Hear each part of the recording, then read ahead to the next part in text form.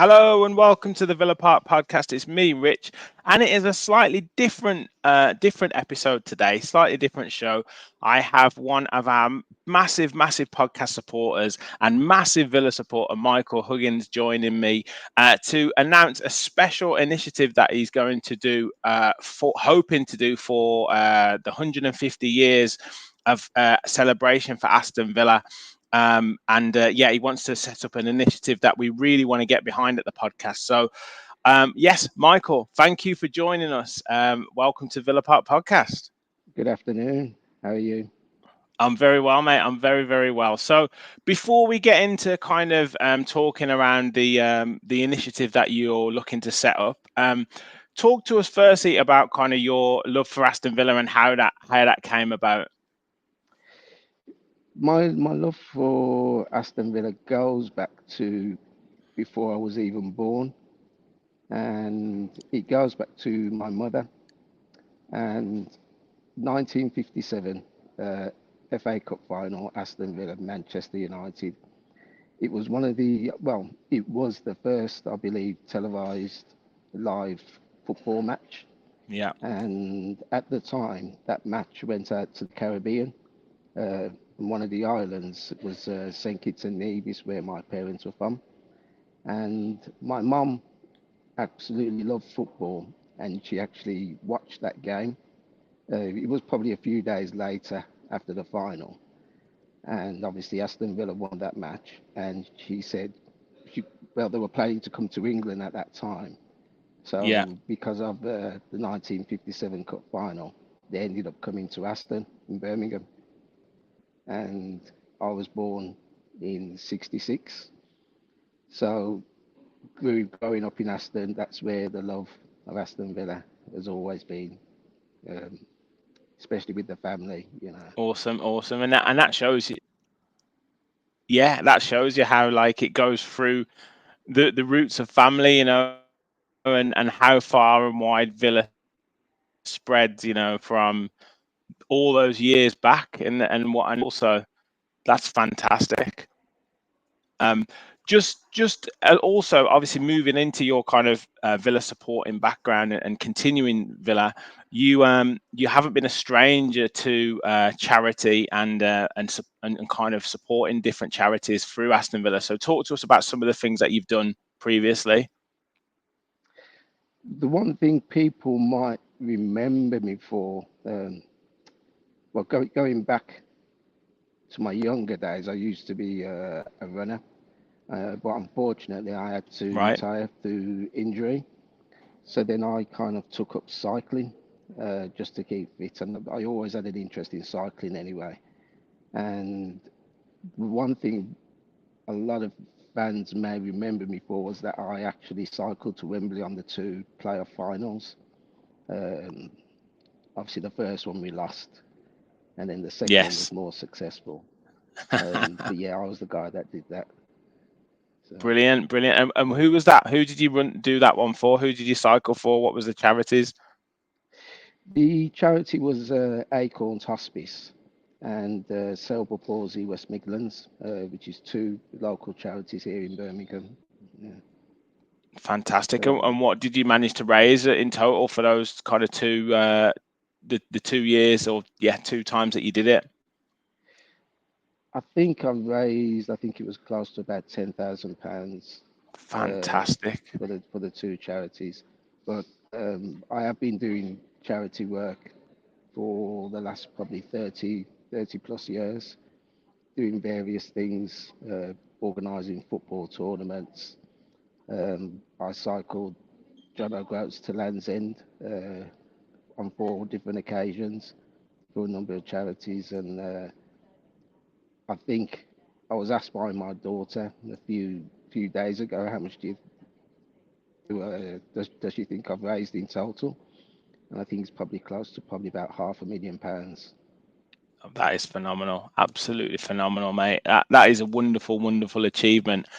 And it doesn't stop there. You want to, and this is the reason why we're on today. You came to me, I think it was like 2 or 3 months ago, with an idea about wanting to do something for I think the Aston Villa Foundation, to celebrate the 150 years in conjunction with Aston Villa celebrating that. And I thought that this sounds like a fantastic idea, and we at Villa Park Podcast want to get behind it. So yeah, tell everyone what you want to do, and what you want to kind of push with the idea for kind of raising this money. Yeah, the idea it's quite a very simple idea and complex at the same time. But obviously, the club are doing quite a few things officially to celebrate the 150 years of Aston Villa. And I've been thinking more of something that the fans can actually do, which is more fans led and probably more natural and more organic. And the idea that I have was to raise some funds for the Aston Villa Foundation, but using the number 150. So, in short, anybody could actually take part and anybody can actually organize anything they want to do as long as it has the number 150. So, for example, if you want to make 150 cupcakes and sell them, you have the target to get 150 people to buy those cupcakes at £1.50 each, and then that money will go onto the towards Aston Villa Foundation. Um, there's other people saying that they want to get their kids who are just learning to walk to measure their first 150 steps and get family members to sponsor them up to £1.50 again.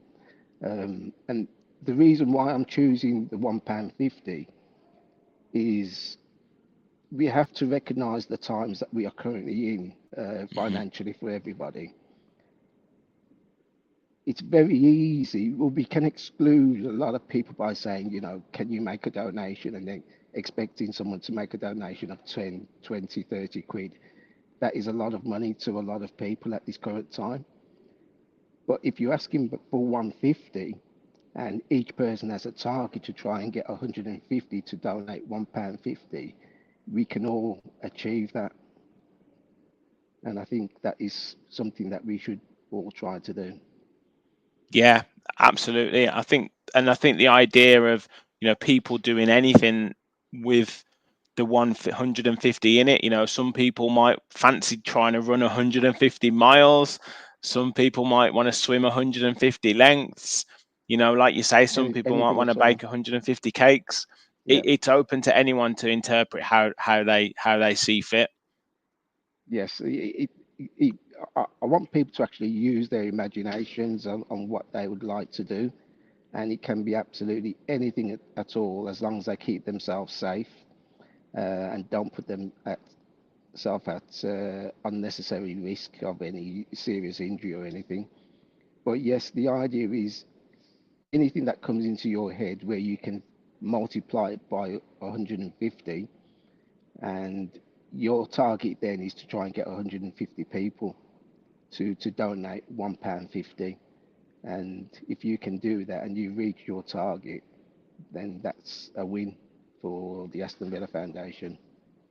100%. So how can people how do people get involved? Like, what do they need to do to kind of set up how to donate to whatever cause that they're doing? I've had a look at a few fundraising pages, and at the moment, the only one that really directly supports the Aston Villa Foundation is through Just Giving. So you can go onto the Just Giving website. You can set your personal page up, linking it to the Aston Villa Foundation, and then once you have the idea of what you want to do, you can just get on with it, broadcast it, whatever you want to do, and get people to donate. There is one problem with Just Giving, and the minimum donation you can do online is £2. So if anybody is going to make a donation online, they will have to donate £2 unless they give you the funds and then you can put the funds on that you raise in mass onto the Just Giving page. Yeah, no, that's fine. I'm sure people will work it out, or once people are getting going Yeah. with their each initiative, people will, I'm sure, be able to pay whatever they can afford. So yes, we will make it accessible for everyone. So yeah, I think it's a fantastic cause, Michael. I think if we can get as many people involved in it as we possibly can, we're obviously going to link up with the Aston Villa Foundation and let them know and see if we can get them on board. We'll try and get all the other podcasts involved as well. I know we've got good links with Luke at Up the Villa, and Paddy at Paddy and Neil at For the Love of Paul McGrath, and Max at Villa on Tour. So if we can get those guys involved, I think we can really do something across the year. And it's not just immediately, is it? We want people to do it across a good amount of time. Yes, like I said, the celebrations are going to be ongoing for the season of 24-25. So there's not any pressure on anyone to organize anything for one specific day and try and do everything in one go. So whatever you want to organize, you literally have the whole of the season to try and reach your target. So, you've got basically 9 months to try and get 150 to donate. Um, but I also want to add that a lot of people may not feel comfortable, um, who just probably just can't afford to make a financial donation. So, what I would also like people to do is actually donate their time as well. So if there is a charity of their choice other than the Aston Villa Foundation who they would like to donate 150 hours of their own time, and again that's spread over the season, from August to May, the coming season celebration year, they can actually do that as well. So it's not just a financial uh, momentum. It's actually giving up time as well and doing it all in the name of Aston Villa, celebrating 150 years.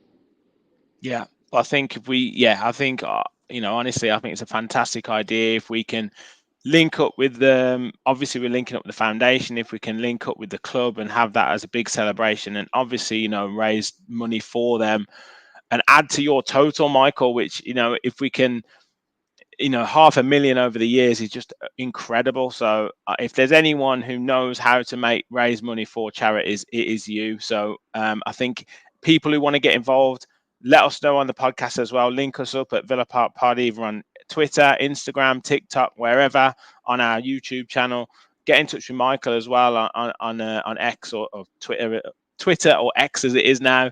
And Yeah. yeah, we'll put all the descriptions in, all the information in the description as well. But yes, Michael, thank you so much for jumping on. And we'll Yes. keep this alive over the coming months as well. So Yeah. thank you so much. There is just one more thing I wanted to add also is we have to recognize the fan base that we have abroad. And Hmm. a few of them have reached out to me and said, how can they get in touch? And I said to them, they can replicate this idea, but I also would want them to do it for a cause of their choice, which is local to them. And whatever they do, if they can put on their Villa shirts or just say, we're doing fundraising to celebrate 150 years of Aston Villa, but they're doing it for a cause which is local to them. As you know, we've got fans in Canada, Ghana, Gambia, Australia, um, Tokyo. I see the fans, as you know as well, a lot of fans in Jamaica Yes, from your yes, feed. yes. So again, their equivalent, they can actually do the same. So if they can raise their equivalent of £1.50 or $1.50, or give the hours as well, 150 hours to a charity of their choice, which is local to them.